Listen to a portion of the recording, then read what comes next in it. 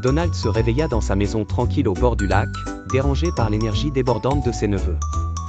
Riri, Fifi et Loulou, toujours en quête d'aventure, supplièrent leur oncle de leur raconter l'histoire fascinante de leur famille. Donald hésita un instant, son cœur partagé entre la réticence et l'envie de partager ses souvenirs. Finalement, avec un soupir, il accepta et se dirigea vers le grenier, où il déterra un vieux album photo couvert de poussière.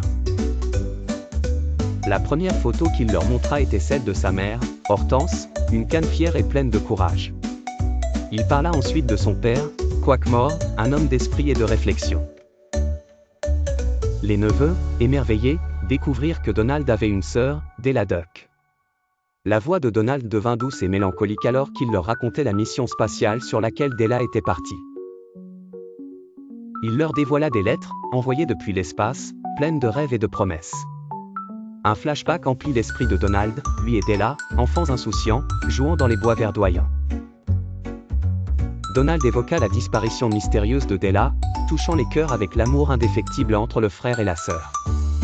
Puis il parla de leur oncle, Balthazar Picsou, l'homme le plus riche du monde. Il racontait la jeunesse aventureuse de Picsou en Écosse, ainsi que les tensions qui régnaient parfois entre lui et les autres membres de la famille. Une lettre oubliée glissa de l'album alors qu'il feuilletait les pages, une lettre de Della elle-même. Elle annonçait son retour imminent sur Terre. Excité et plein d'espoir, Donald et ses neveux partirent précipitamment pour l'aéroport. Ils attendirent avec anxiété, les cœurs battants, jusqu'à ce qu'un vaisseau spatial atterrisse. Della descendit, les yeux embués de larmes, pour enfin retrouver son frère. Les retrouvailles émues entre Donald et Della furent un moment de bonheur infini, et les neveux rencontrèrent pour la première fois leur mère tant aimée.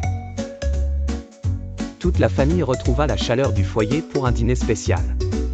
Picsou fit une entrée surprise, portant un coffre chargé de souvenirs perforés du temps.